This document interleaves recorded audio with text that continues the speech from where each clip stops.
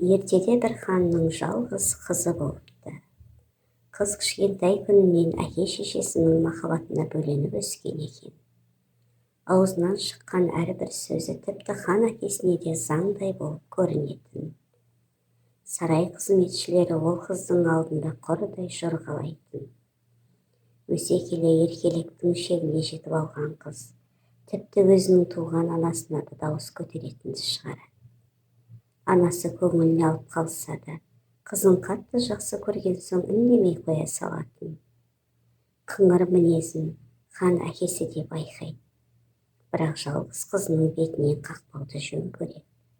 Солай күндер өте береді, жылдар жылжи береді.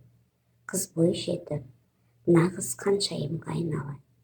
Бірақ ақ дегені алғыс болып, бүкіл айтқаны орындалса да, қыздың ештемеге көңілі толмайды.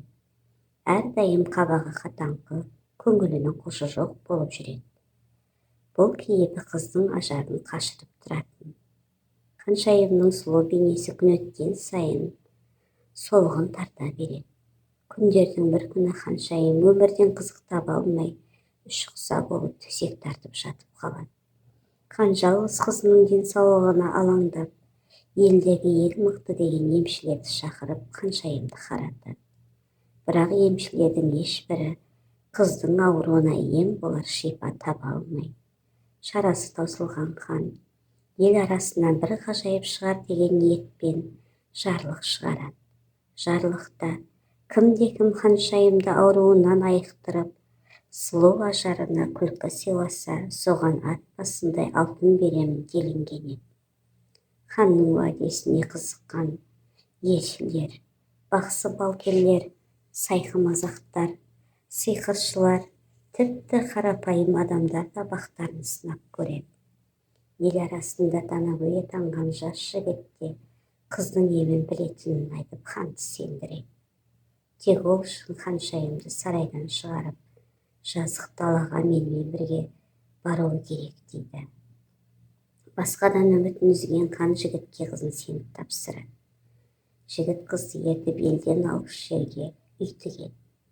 Қыздың көзін байлап бір күн бойы күннің көзін көрсетпей қояды. Тек екінші күні ғана көзіндегі орамалды шешіп, таң сәрідегі сұлулықты көрсетеді. Қыз аурудан әбден әлсіреп қалса да, соншалықты сұлулыққа бей-жай қарай алмай қалады. Күні бойы күн астында қалғысы келетінін айтады.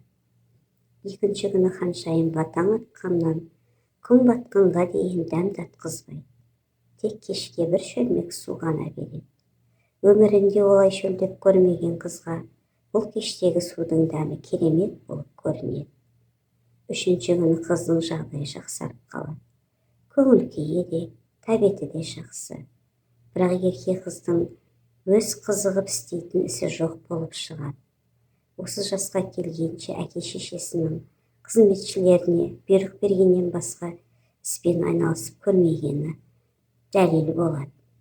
Сол әдетіне басып жігітке бұйырып сөйлейді. Ей жас жігіт, менің қарным ашты, тамақ дайындап бер дейді. Мен тамақ істей алмаушы едім. Біз одан да былай келісейік дейді жігіт. Мен тамаққа қажетті азық-түлікті тауып әкелейін, ал сіз екеумізге арнап ас дайындаңыз дейді. Ал ақылды жігітке қарны әбден ашып, амалы таусылған қыз келіседі. Бірде сарайда тәтті тағамдар есіне қызығып жүріп, үйреніп алған бір асын дайындауға кіріседі. Істеген тамағы өте дәмді болады.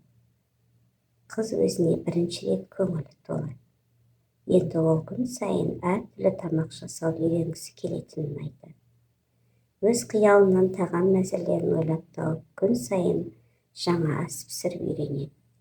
Дана жігіт те қыздың шабытына шабыт қосып, оны әркез мақтап отырады. Ханшайым да күн сайын дәмді ас пісіруден жалықпайды. Осылай күндер өте береді. Қыз атқан таңның, батқан күннің ерекше сұлулығын көргенде, бұрын байқалмаған ғажайыпты тапқандай күй кешеді. Үйінен алыста жүріп, ата-анасын, сарайын, тіпті өзіне қызмет еткен хан сарайында қызметшілерін сағынады. Жігітке олардың қадірін білмей дауыс көтерген үшін қатты өкінетінін айтады. Данагөй жігіт қызды сарайына алып келеді.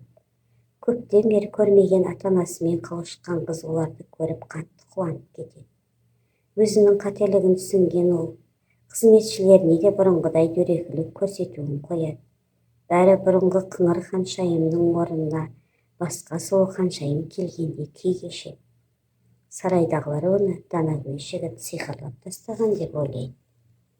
Ханшайымның қуанышқа толы жанарына көрген әкесі Данагөй жігітке қалағаныңды сұра дейді. Ханшайымның қайта жанданған дидарына ғашық болған жігіт қыздың қолын сұрайды. Қыз да жігітті ұнатып, әкесі келісімін береді. Екеуі үйленіп, осылай олар бақытты да баянды ғұмыр кешеді.